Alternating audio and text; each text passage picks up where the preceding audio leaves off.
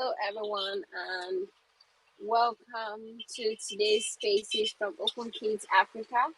Thank you for joining in wherever you may be tuning in from. We have our speaker today, Amarachi Johnson, and she is going to be speaking on a very interesting topic that touches like a very sensitive aspect of the future of technology as a whole, especially in this part of the world, laying the digital foundation for children.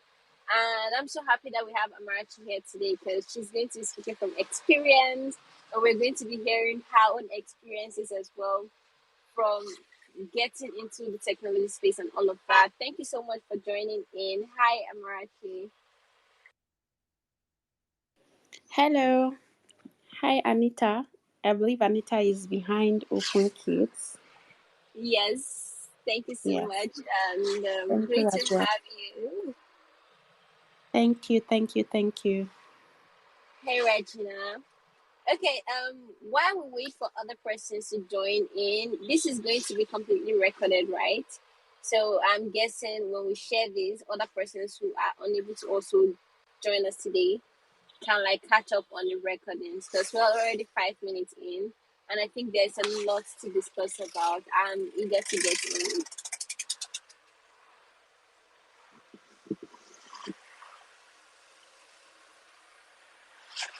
Before I do, I hope my mic is audible.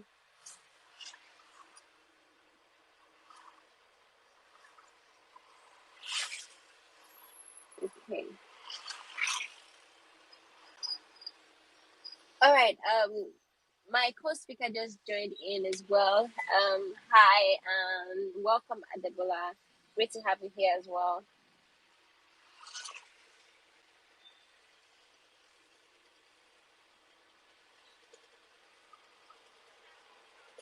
Okay, so Amarachi, I hope you don't mind, but I'd like to get started right away.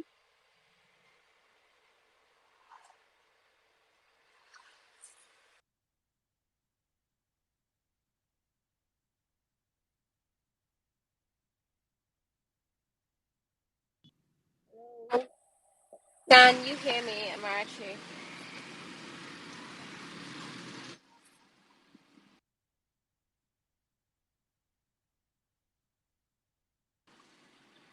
Hello? I cannot hear you if you're speaking. Yeah, Okay, of course. Sorry, I was muted. You can go ahead. You can go ahead. all right, okay. I think I'll just go right on ahead then. So once again, thank you so much for joining in, and I know you have so much to share with us today, but I'd like to know, and I'm sure our audience also would like to get more context. Can you tell us a bit about yourself and your technology background as a whole? How did you get in this space?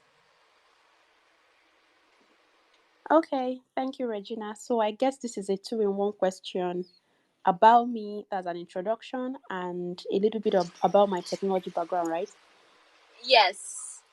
Okay, so I am Amarachi Johnson. I'm a community manager at Consensus Mesh. Um, I used to run Tech Education Point, which was a platform that I started in 2020 for teaching digital skills to children, to school students during the pandemic.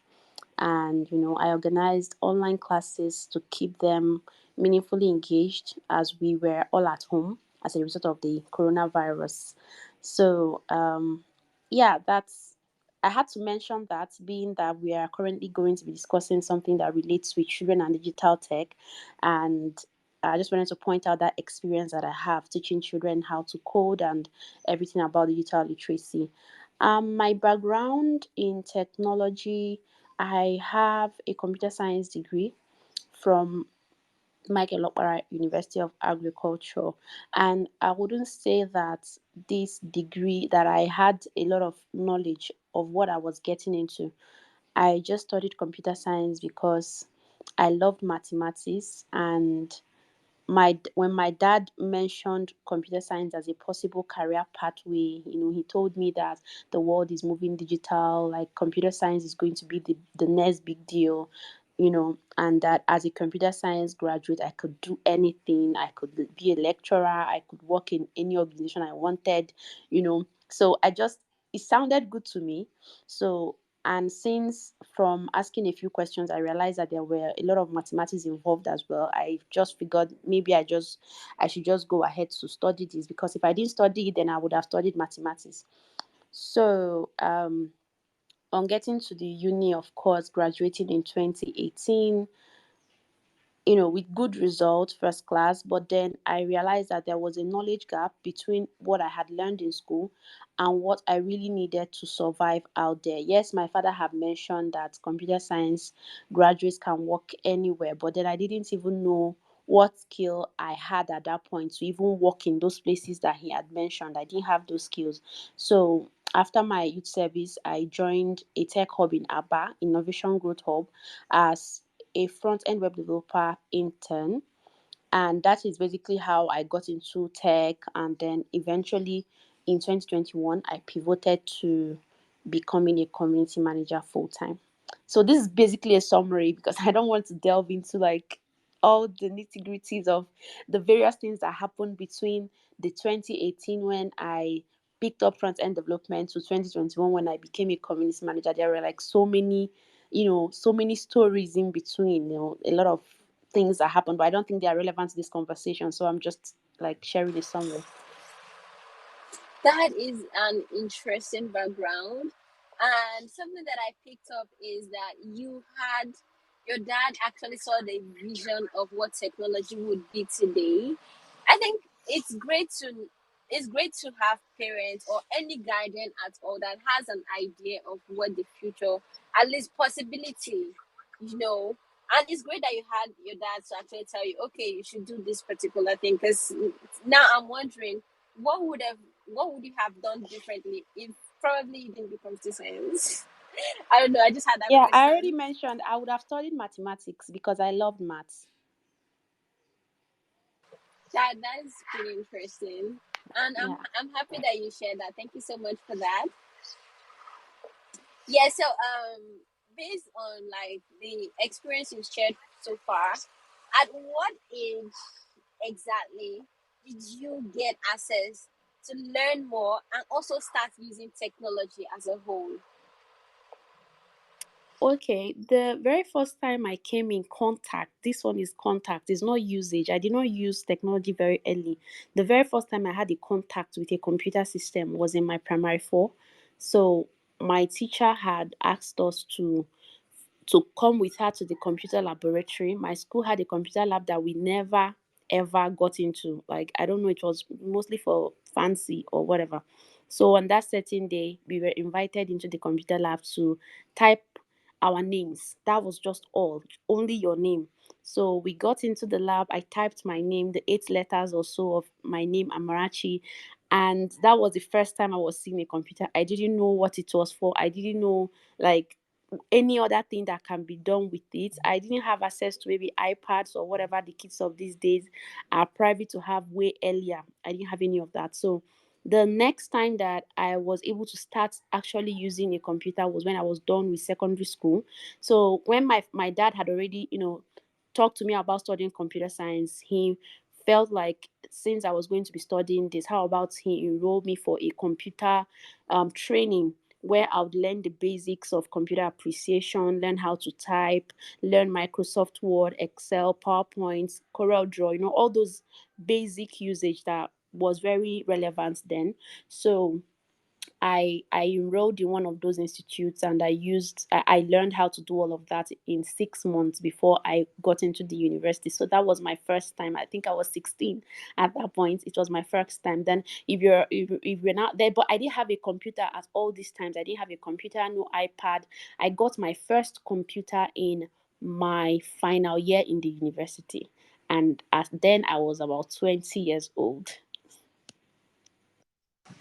Oh my god. I think yeah, your story resonates with like um so many persons at our age grade in this particular part of the world, because I completely I was telling Regina the other day that when I was in primary school, we had a computer lab as well, but no one really got into it. Like, we just had it, and I think someone sponsored the computers that were there, and so they were really delicate to the entire process. They didn't let anybody inside, and I had so many questions because then I was curious.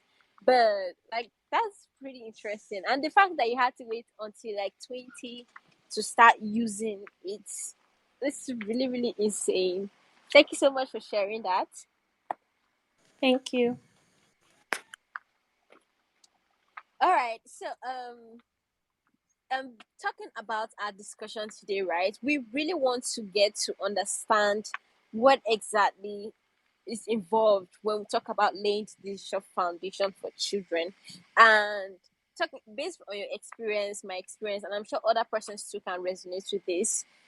From the early age, most persons that were in school at that time didn't get the opportunity to do this, and it's a big problem for a lot of persons that wish to get into this technology space today.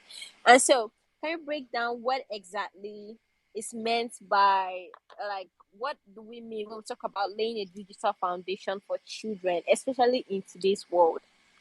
Thank you very much for that question. It's something that I've been thinking about more recently since I now have a child. Sometimes it's very easy to dish out thoughts and, very concrete advice until you're sitting in the driver's seat and now you have a child that you're responsible for, their digital education and everything. So one thing I've begun to understand more clearly is that digital literacy does not just involve handing iPads or computers to children at very tender ages. That is what a lot of parents think it is. Like a child of 3 years, 4 years, they already own iPads. They play games with it. They see TV without, without being controlled. That is not what digital literacy means. And especially in the world of today, where we have an abundance of digital content, like the children that are being raised now are going to get into a world that is so digital oriented with the proliferation of AI. There is social media. They are going to have a lot of it, right? So when it comes to children, children have different age ranges. For toddlers especially, the introduction to digital literacy for a toddler should not even exist at all, right? Toddlers should have less and less screen time, and at the age where they begin to own their own gadgets, the focus at those points is mostly on skill and brain development and not for job readiness at that point. Let's say you're introducing a child of 5 to 10 years into digital skills. At those points, the focus isn't to make them job ready or to make them produce or create very tangible or useful things. It's mostly around helping them develop core brain development, language and speech skills, cognitive skills, and social skills. And these are also reflective of the kind of digital tools that they are open to having at those ages, right? So at the age of 5 to 10, it's important to keep their screen time properly regulated, and the games and any activities that they have to do at those points have to be activities that foster creativity and brain development, as I already mentioned, right? So then for older kids, even within that 5 to 10 or 15 age range, there are also other bigger aspects like coding and the rest that the children can also learn, which we are going to get into. But I think the main point that I want to get out of this particular question is that handing children iPads and laptops at early ages is not enough, and that is not what digital literacy is. In fact, as a matter of fact, I think parents have a lot more work to do now in keeping these children under control when it comes to digital devices, because I've seen a lot of parents who give their very young child tablets and they use it like unrestrained all the time playing, and they think that, oh, this person is very, oh, this my son is going to be the next Mark Zuckerberg because he loves to always be on his iPad. But no, that is not digital literacy for your child. at certain ages you should focus on the major, which is that their brain is developing, and they don't necessarily need their iPads at some points to develop all those cognitive skills. They need to play with physical devices, like play with games, play with their parents, use stack building blocks, learn their 1 2 3s and their ABCs, all of that. And then the more they grow, the more you also add more age appropriate content that has to do with digital literacy. But all of this should be controlled, right? Yes, thank you. I like the points that you mentioned, that getting your children into like a digital future or preparing them for the digital future does not mean giving them an iPad or handing them like access to televisions and stuff. It's really, really excellent point, because I remember when I was like much younger, right? I think about 10 years thereabout. I had zero to, zero to nothing knowledge on technology. I just knew that televisions existed. And so one day my dad came back home with a laptop. And obviously every kid will be excited. I have a new toy. But like, because I had no prior knowledge from school and like anywhere, I think in a matter of 2 months, right? The laptop broke. I think I spilled water on it because I didn't know what to use for it. I used to use it to read Encarta dictionary and stuff, but like that was the height of it. And I feel like if I had more exposure on what exactly to use it for, I would have actually taken advantage of it. But like I was just handed the laptop at that point, and I had to like do with it whatever I wanted. And it's really, really important point, because today we have kids that are handed iPads at a very young age, and all they do is stream YouTube videos. And most of these are not educative. Most of these are not impacting their knowledge on how to get more innovative or more creative. They're just watching videos that do not actually impact either the academics, their day-to-day lives, or even their future as a whole. So I'm really happy that you pointed that. Thank you so much. And I know that in this digital age, right, there's so much that you can think about. Okay, does my child learn how to code, or does my child do this? But like, what essential digital skills can we as parents, as guardians, as teachers, as educators do to actually give children this literacy on skills? Like, what essential digital skills can do we need to actually make kids flourish in this space, and how can we bring that to the table for our children and also people that we're catering for? Yeah, thank you very much, Anita.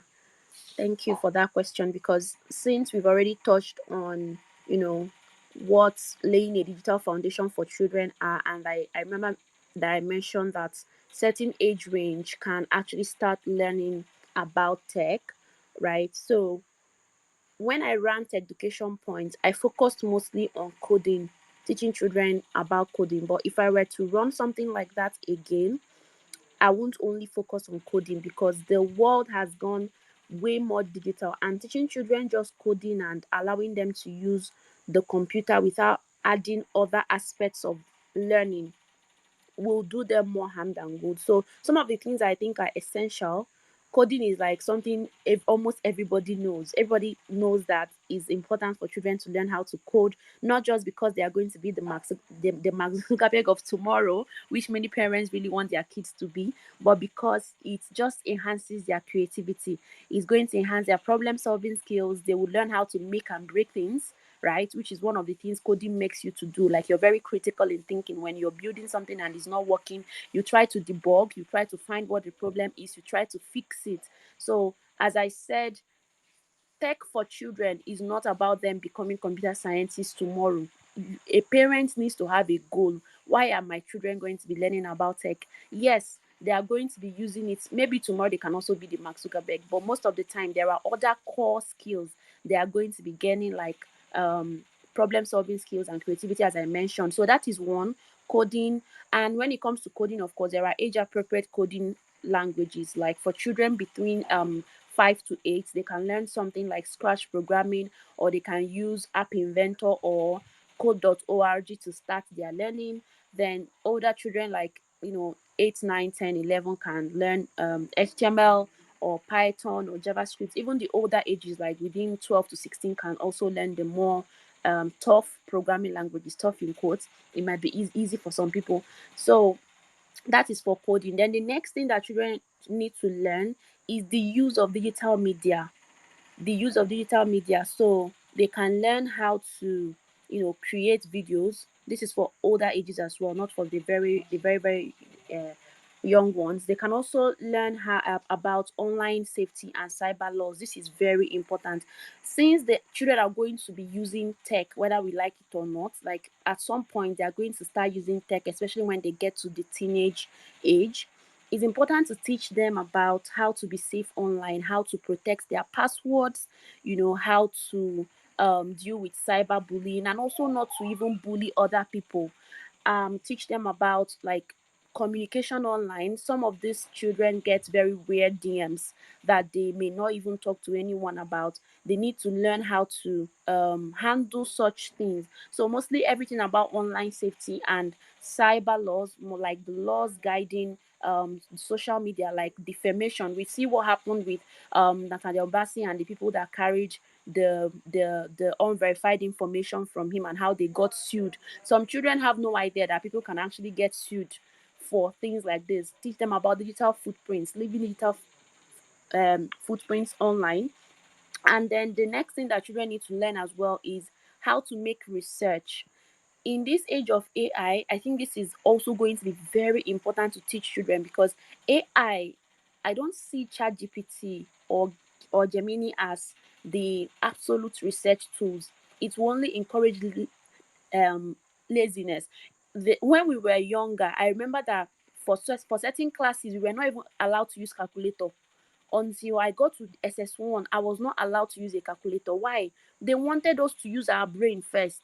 They wanted us to get to an age where at least our brain is working well before we can start trying to outsource the role of calculation to a digital device. But now we are even in a world where we have AI to write essays for people, AI to do their research for people. It is the duty of parents to make sure that AI is not even introduced to their children. They need to hold off AI for as long as they can. I see so many tech online schools teaching and organizing programs and online classes on how to use AI to generate videos, how to use AI to generate this, and I'm like, oh my god, a lot of parents are jumping on any class that says come and teach your children tech is the next big thing. They are not even coming down to scrutinize, like, why is my child of 11 years learning how to use AI to generate videos? How about he creates this video himself, right?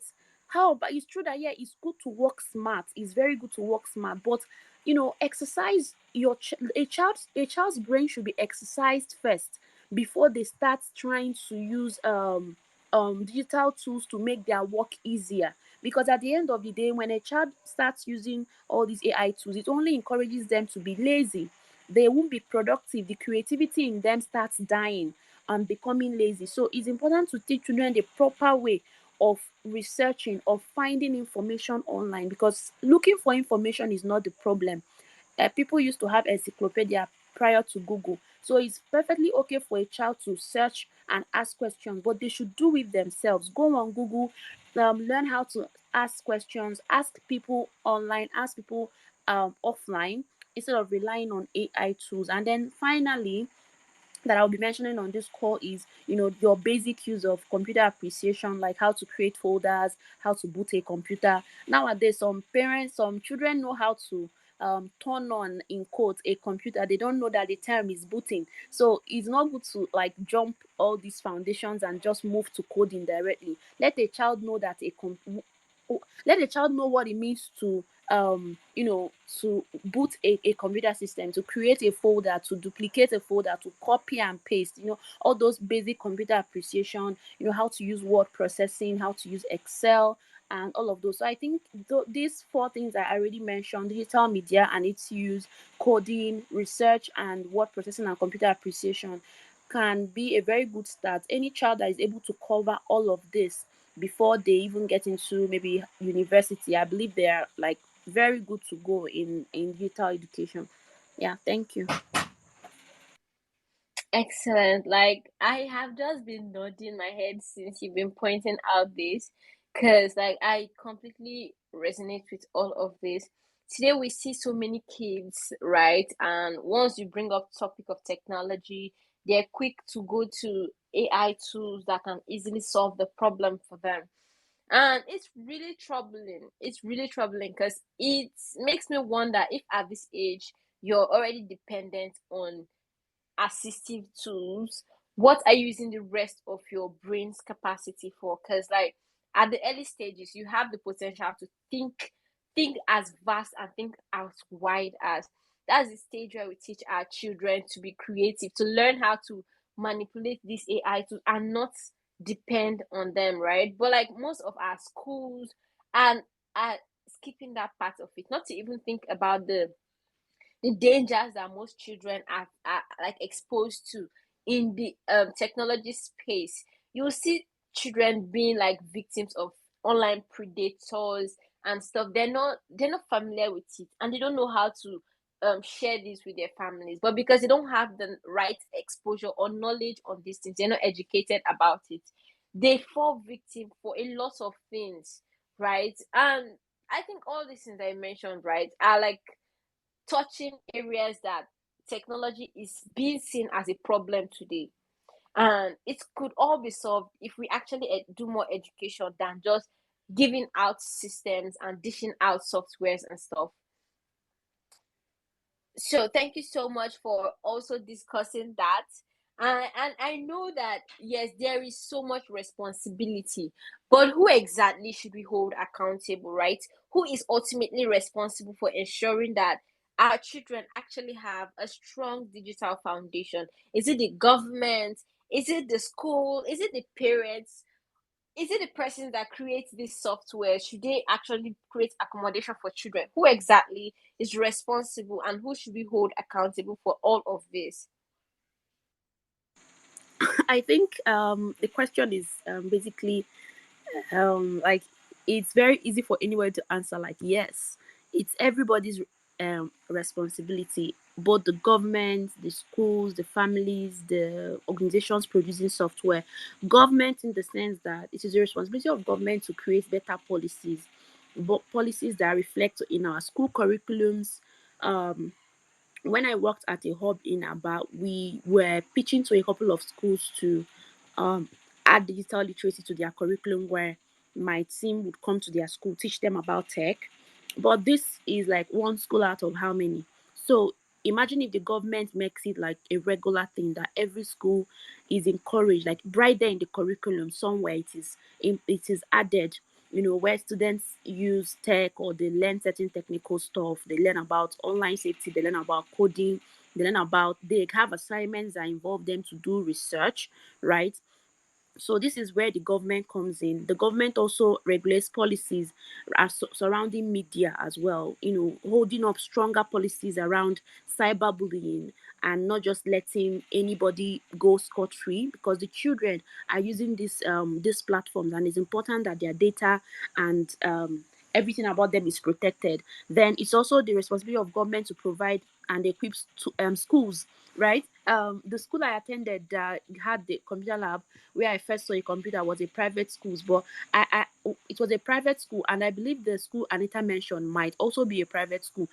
There are only a handful of government schools, if at all, you would find that have equipped computer laboratories. Not to talk of the ones where children can really come in and use. So it is the responsibility of the government to ensure that the government schools are well equipped, and that the private schools also are equipped through routine checks and everything. And then lastly is for the government is providing teachers with the appropriate trainings. Sometimes the computer labs we had that were unused was not because the school didn't want them to be used, it's because the teachers don't have the skills to actually use those computers to impact the students. So teachers are supposed to be appropriately trained. There is a saying that no academic system can outperform the quality of its teachers, and it's always true. If the teachers don't know tech, they don't know how to inculcate tech into their teaching curriculum, they don't know how to use tech in classroom, there is no way the children are going to learn about tech, right? So for the schools, they definitely have a role to play. They are the ones that have to equip themselves, do the teacher training as well, of course, as the government also helps. And then it is also the responsibility of teachers to all implement and leverage technology in their teaching procedures. And then for the families, of course, the family is like the basic units. Everything that happens in a child's life begins from a home. It's unfortunate that most of the time a lot of families outsource their children's education 100% to the schools, but it's not supposed to be so. Families have a very core function to play in the education of their kids, including in the tech space.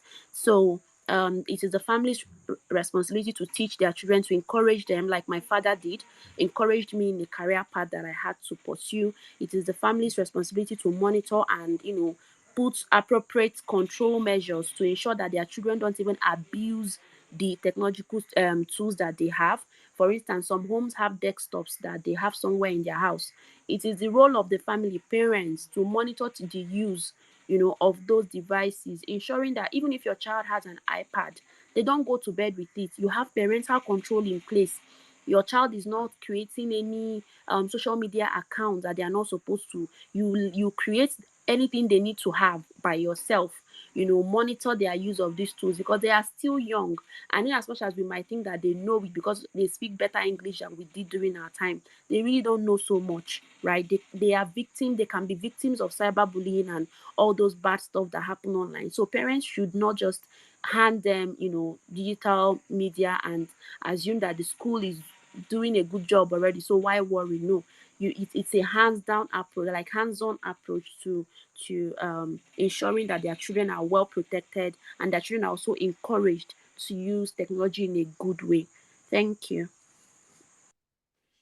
Um, I think you are just spitting all of the concerns that I always have whenever I think about technology.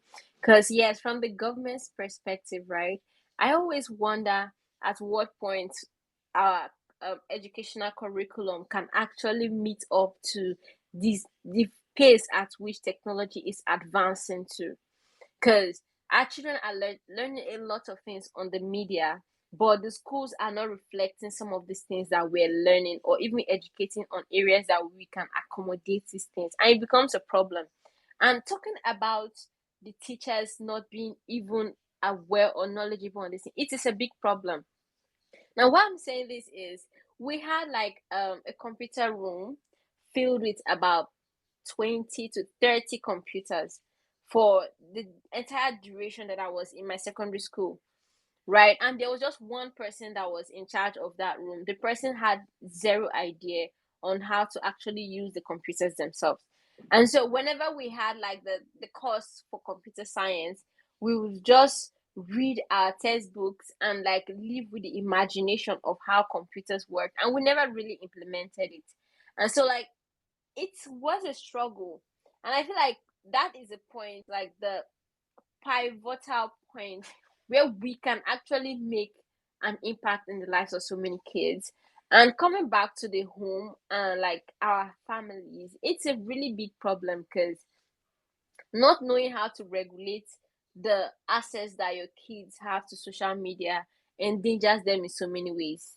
I completely agree. It endangers so many kids. Some That's why on media today you see so many persons saying, "Oh, they committed suicide because they were bullied." It is because we as guardians, as parents, are not looking out for what our children are feeding on, the information that they're looking at and they're consuming on a day-to-day basis. And like, I thank you so much for bringing this up.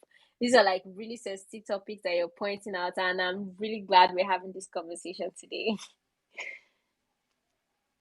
So, following up on that, I know that all of these are areas that we need to look into as individuals, as persons in academic sector, as persons in the government sector. But then, why exactly? Why is building this digital future um critical for our long-term investment as a country, as a continent, for us generally? Why is this something that we actually need to look out for? All right, thank you very much for that question. So building a digital foundation is very important. We already heard that like from every corner. One of the things that is always emphasized is that the future is digital. You know, we are now in a digital age, and if your children don't learn how to code or they don't learn about tech, they will be left behind, and that is very true. Um, for future for future job readiness, there is hardly any career path you would get into that does not have tech somehow, right? Whether you're a banker or you're a teacher or you're a doctor, any field at all. And then, of course, there is also a myriad of open opportunities in the tech industry. You can literally be anything you want to be in the tech industry itself. So, job readiness in the future is one of the reasons that we build digital foundation. Then the second, which is usually encouraged, one of the reasons for introducing it much early, because even if a child does not decides to start tech at 18, right, they can still get job ready depending on um how committed they are to the course. But for a younger child that is like 5, 6, 7, why bother with teaching them scratch and all that? It is because those things increase their creativity, problem solving, and curiosity skills. It helps in their brain development. That is why it's important that parents give their children like things that incite their brains. Even if they would play games, let it be games that help them to solve problems, or games that help them to be more curious or tactical in problem solving, right? So for instance, there is this stuff that happens where um if we can look back to maybe our classmates or people we schooled with, there were these very intelligent people in our class. Maybe you studied something like chemistry, and in your class you had these very bright students. Sometimes in the future they may not go ahead to even practice chemistry, but there is something, when people say school is hard, is calm, school is calm, I'm like, well, it really depends on how you did your own school. If you went to school and you were really heads down reading, studying, even if you did not get the practical skills that you were required to get in school, the ability for you to really articulate, read, study, and pass your exams and eventually maybe make a first class, you would use that same zeal in any other career path you find yourself, right? So whether you were able to use your certificate, or whether you're able to study to practice what you studied, that same zeal you practiced with in school is what you're going to reflect anywhere else. And that is where most of the time those high flyers we saw in school, most of them are doing well now, right? So it also happens in tech. So when a child is able to learn how to code, even if tomorrow they don't eventually get into coding, they move into medicine or any other thing, the skills that they have acquired because they were introduced to coding, which is also a very difficult, like quite difficult venture, while earlier in life, is the same problem solving and creativity skills they would use in any other part of their career they get into. Then the next thing that Digital Foundation does for your children is that it also helps them to be aware of data privacy, online safety. It's better to be equipped before going into things than getting into things and having to figure it out. I remember how I created my first Facebook account. It was in 2013. I just created that account, and I thought Facebook was this place that people just go and make anonymous friend in quotes. I thought like it's somewhere you just make friends randomly. So I was just sending random friend requests to every Dick and Harry I saw on Facebook. And there are so many people that are like that. They have no idea why like certain tools exist. Some people just come on Twitter and feel like, oh, Twitter is this place for savage. And then you see them being savage. No idea that Twitter can actually be a good place to make connections, and that you're also leaving digital footprints. That maybe one day you can actually be applying for a visa and the visa agents are going to check your Twitter. Some people have no idea. So it's important that these children learn about these things, learn about self-control in the use of these tools. I remember what when what's the word? Is it to go? It was to go, right? To go was a social media platform that came. It almost ran a lot of teenagers mad. All these things like Anita is smiling, but like it's a real problem, and it's good that they are curbed early. Like children can use to go, they can use Facebook, at least teenagers, but then they should learn earlier right, about privacy, about the correct use of these social media platforms. And of course, there is also the aspect of being competitive with their peers. When you learn about computers at 10 years old, and then I'm learning my own at 21, we are not the same. There is when we go into the larger world, and push comes to shove, right, you have an edge over me because you started way earlier. You know a lot of things more than I did, and I believe some of us know some of our tech bros that started tech way early, when we were busy, playing games. They were already busy coding and equipping themselves, and today a lot of us are just literally just coping behind them because like they started very early. So these are some of the reasons. And then when it comes to nation building as well, of course, creativity, these things have ripple effects. When you're a creative person, you carry that creativity everywhere else, both as a politician, as a career person, as a mother, as a dad, like everywhere, right? So it has a ripple effect to the country in general. There are a lot of economies today doing very well because of tech. And those tech, who built it? It was people that started tech way younger. You can't imagine the amount of internally generated revenue that companies like Facebook and Twitter generate for their countries, right? And it's because of tech, right? So yeah, so these are some of the um advantages. Sorry, I'm sounding distracted because my toddler just remembered me and he wants to play. It's fine.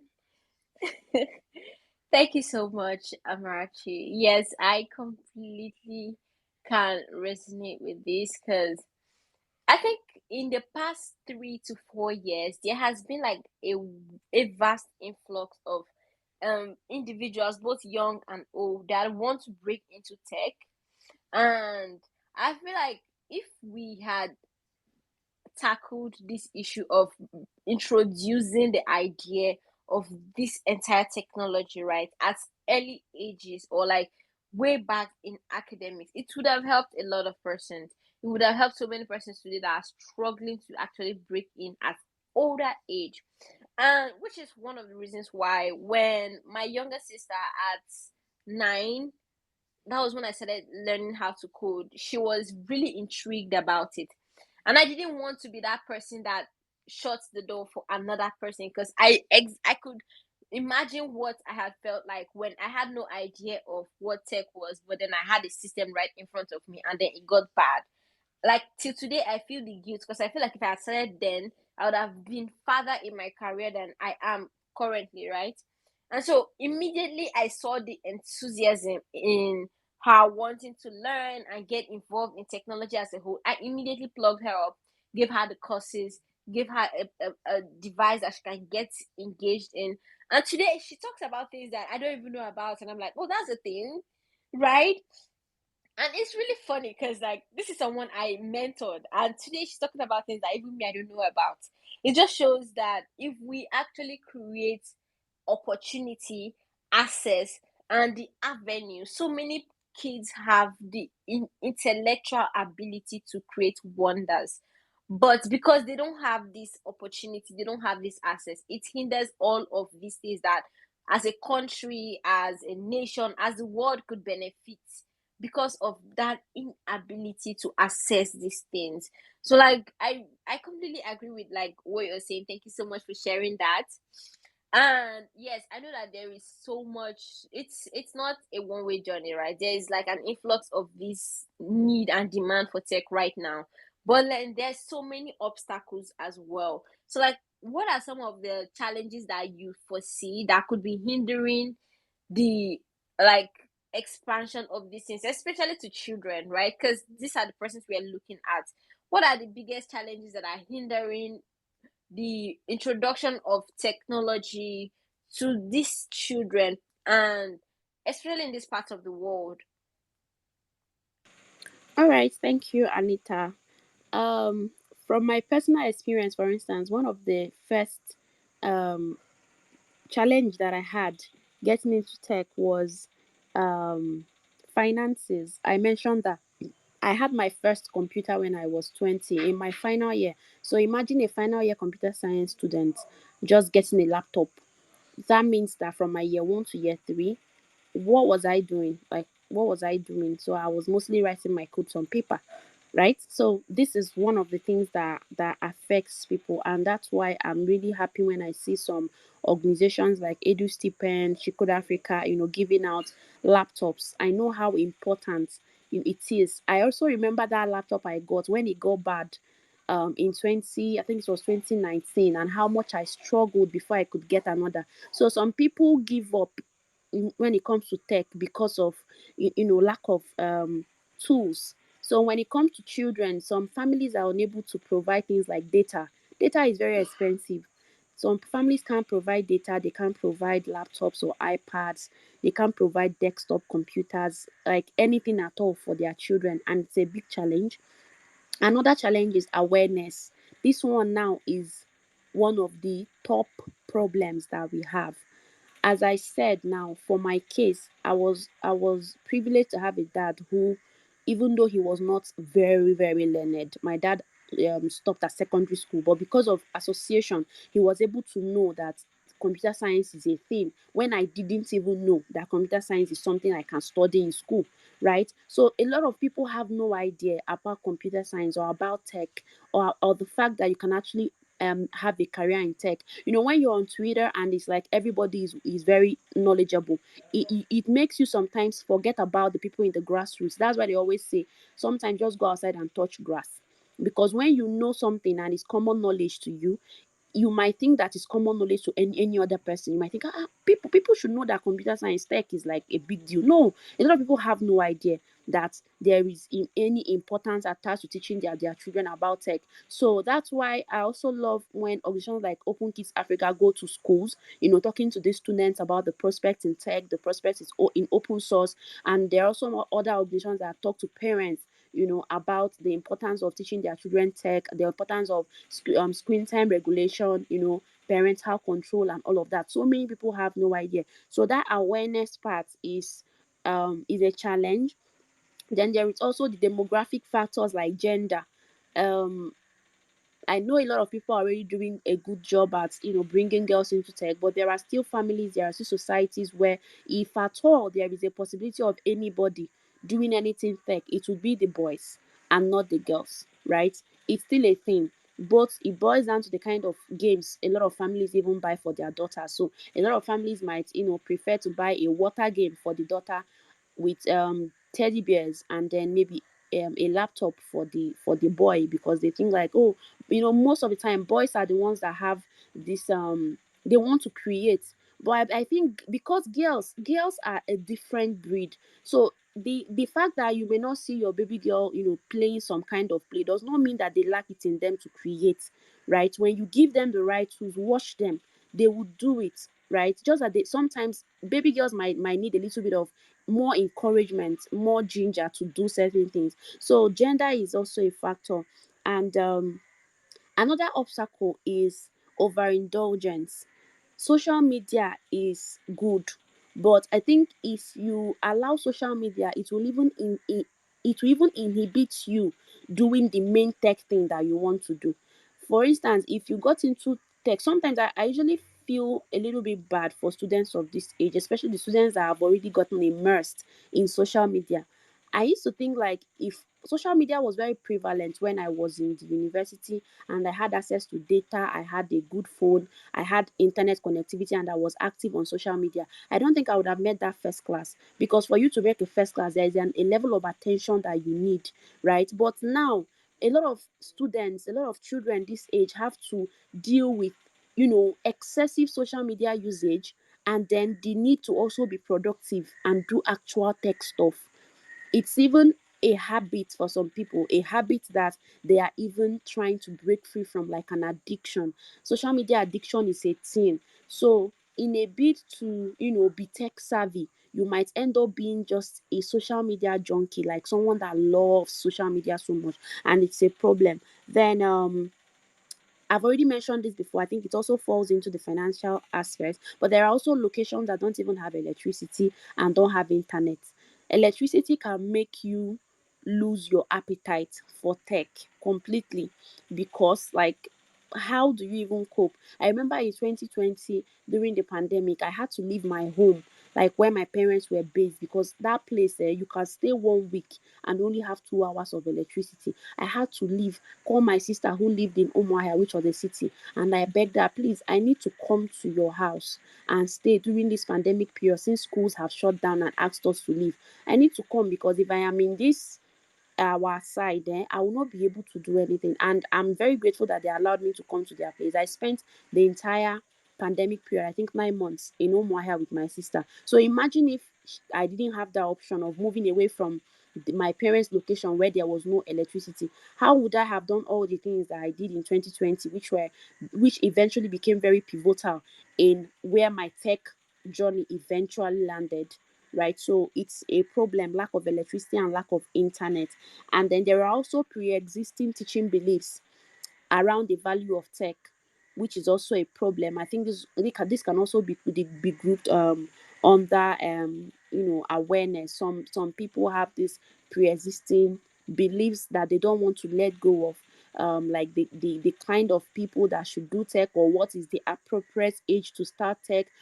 People have different beliefs about these things, and some people think tech is not even for them. Just many things that can make them not allow their children to even do tech. Some parents even think that even the use of iPad at all is not good. Like, they don't even want their child to use it at all. They think like it's bad. It's totally bad. No social media, no app, no games, no just read your books.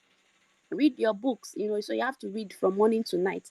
And that can also be a reason that the digital foundation that we are trying to lay for children might be hindered. And these are definitely apart from the previous things that I've mentioned, like when it comes to government policies and schools inculcating tech into their curriculum. Those ones are also problems, but the ones I just mentioned are things that affect the children themselves in their homes where they reside, right? Yeah. I hope this answered the question, though. Thank you. Yes, you did, and you even shed more light.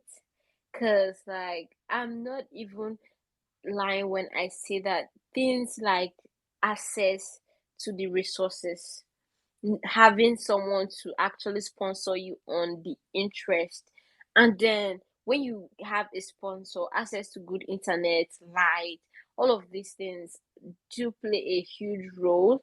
Because I remember my interest started from like year two. My interest in technology started from like year two. I started after graduating. That was because I didn't have access to the system. I didn't have who to walk me through. I didn't even have good lights then. So like even if I had gotten the system, I may not have been able to like continue.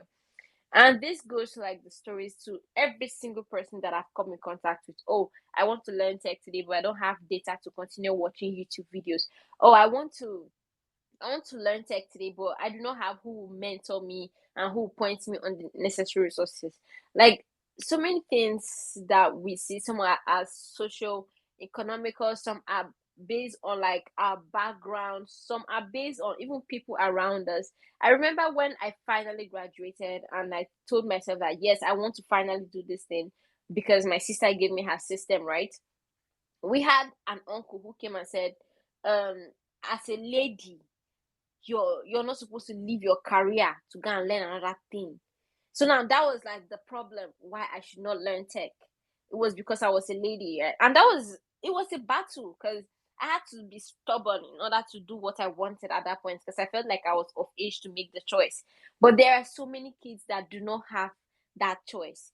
They're imposed on whether they should or whether they should not.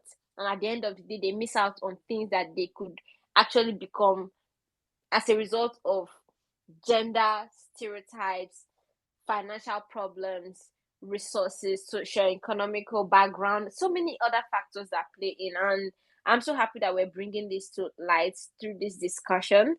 And now, talking about this problem, what do you foresee, or how do you think we can bridge this digital divide, especially in areas where people have knowledge or maybe have an idea of it, but they lack access to, they lack the opportunities? How can we bridge this this divide and bring more opportunities to them with resources, infrastructure, make them accessible to things like this to get into the digital future that we're talking about. All right, thank you very much. For the problems I just mentioned, for instance, the aspect of finances or lack of electricity and all of that, it's mostly up to third parties sometimes to help out and step into those situations. When it comes to finances, for instance, imagine if the government provided a form of subsidy. Let's not even say just free laptops, even if it's just subsidized laptops for every computer science student in my school, I would have been able to afford the laptop way earlier, because there is this thing about like incentivizing parents when they see that, oh, the government or whoever is paying like half of the cost of the laptop bills. I think my parents would have actually, even though we weren't like wealthy or even rich, we weren't even financially buoyant at all, but at least they would have maybe rallied around to make up the remaining amount, to complete the purchase of the laptop for me. So the government should look more into, like, even non-governmental organizations that have the resources should look more into providing subsidies to students from those low-income communities to enable them to get the appropriate devices, or whether it's data, whatever it is they need, to ensure that they effectively learn about digital skills. And when it comes to awareness, thankfully, a lot of organizations are already doing great work, even grassroots background work, like reaching out to schools, going into underdeveloped and low income communities, talking to them about the benefits of their children learning tech, organizing, tech programs and tech trainings in those remote locations. I know of an organization called, I think, Kiddie Techville also, that went to a very remote location in Abia State some time ago, to do a training of for over 100 children over there. So those things are some of the things that can be done around awareness. Of course, there is also an aspect of building infrastructures. Even if you don't have a computer in your house, you can have a computer in your school, right? So the government can take care of, or the schools can take care of building a robust digital infrastructure. When I read about the story of Bill Gates, the computer that Bill Gates used to start his journey was not his own. It was in school. It was a computer in his school. So it's not mandated that parents should go through highs and lows to get their children iPads and laptops. If institutions can provide reliable internet, it can be in their school, reliable internet, digital infrastructures, connectivity to laptops and tablets that these children can use even before they get home. And then I already mentioned implementing digital literacy programs. So the digital literacy programs is not just for the parents or the children, it's also for the teachers on how to effectively use digital tools for teaching and learning, so that classroom activities can have a little bit of tech sprinkled on it, whether it's asking children to do researches or asking children to create certain things using tech, right? So these are some of the ways that we can tackle some of the challenges I already mentioned. Then when it comes to social media, overindulgence to social media, this one lies heavily on the parents, because the parents are the ones that spend the later parts of the day with their children after they've already spent a chunk of time in school in the day. During holidays as well, the parents are the ones that are with the children. So it is left for the parents to start very, very early, very, very early. Right. I know there's another question you're meant to ask me, but I think I should just like also add it here at once. Like when it comes to responsible digital habits for children, right? So a lot of parents sometimes, a toddler mom, and I understand how hard it can be to really get these children to sit still and allow you a moment of fresh air, like to do something else. And that is why most of the time parents are inclined to use the TV or the iPads as babysitters, but that is not right. Like TVs and iPads are not babysitters. You can't allow your children to have unrestrained use of those devices where they are free to just be on it from morning to night. I remember visiting a family some time ago, and I saw the last daughter, focused on her iPad, and the mom was like, "Yeah, that's just how she behaves. She doesn't even play with her siblings. She loves computers." Like in the mother's mind, she thinks that her child is a computer whiz, something like that, and that's why she's always focused on her iPad. She doesn't like to do anything else. If you ask her to go and wash plates, she stands up, washes her plate, comes back and continue pressing her iPad. It may look like that child is a computer whiz, but she's not. She's lacking social skills. She's unable to communicate with her parents and her siblings, right? It is becoming unhealthy, but her parents have no idea that they are gradually losing their daughter to a computer gadget. So I'm even a firm believer that children before 5 years old shouldn't own a tablet, even if they use it at some point in the day to watch cartoon or whatever you put for them. You should have a timeline. Maybe they watch for an hour, you take back your iPad. Like me, I have an iPad. It's not my child's own, it's my own. If I feel like and I want to allow him to use it to watch cartoon, it's me that's allowing him. He does not have an iPad at all, right? So you can't, even when he eventually starts having it, let's say at 5 years old and he has, I am still going to be the custodian of that iPad. I'm going to turn it off when it's time to turn it off, and I'll have to ask you to go and sleep when it's time to sleep. And that iPad will not get to into bed with you for any reason. So there should be strict and clear limits on how they use their digital devices. Create a daily or weekly screen time allowance based on your child's age as much as you can. Yes, it is hard. It is even easier said than done. Most of the time, it's very, like, you will be mostly inclined to just give them the iPad, let them allow you to rest. But their future self would thank you as a parent if you would learn how to create a schedule and limit their screen time as much as you can, because they are going to be having much more screen time as they get older.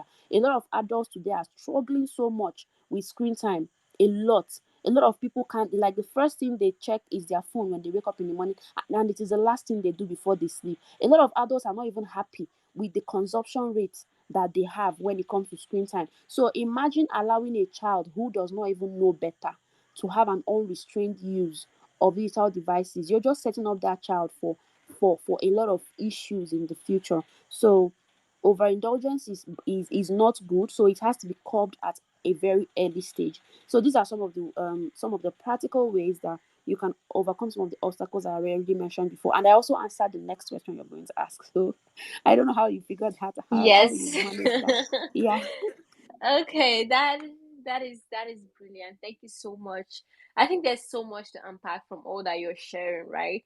From the fact that awareness is going to help, which is one of the reasons why Open Kids Africa is driving awareness in, like, all these rural communities, schools, and like academic institutions. We're looking for ways to partner with them to drive awareness on this topic, to educate the children as well as the teachers, which is like one of the things that we're championing, educating, because it's hard to talk about a problem without actually looking for a solution. And the solution right now is, if there is enough knowledge, then there will be a way to tackle the problems that we're looking at.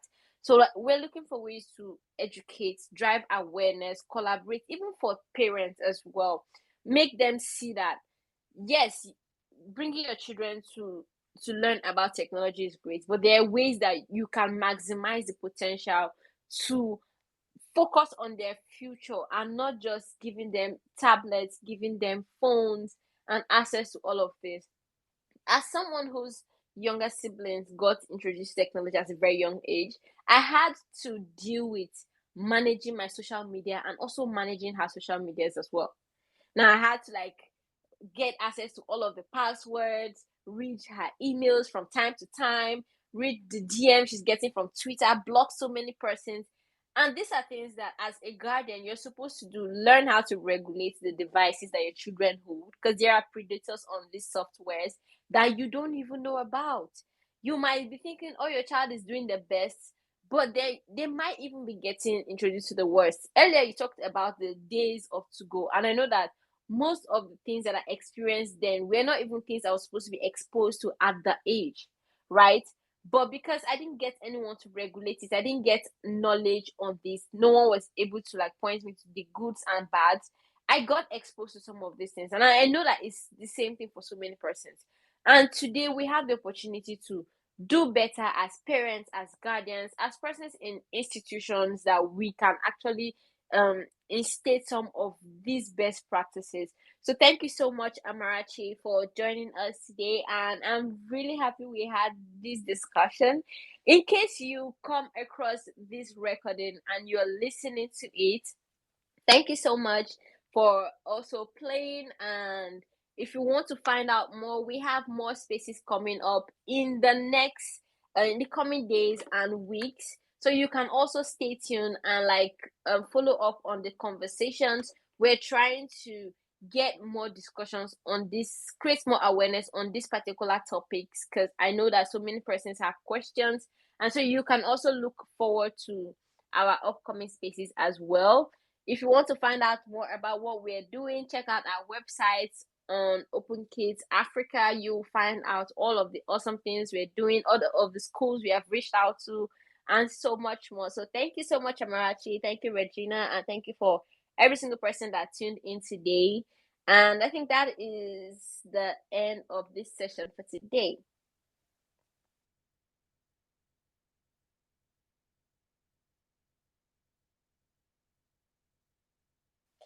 All right, everyone. I think this brings us to the end. Bye, everyone. Bye, Anita. Thanks for having me. Thank you.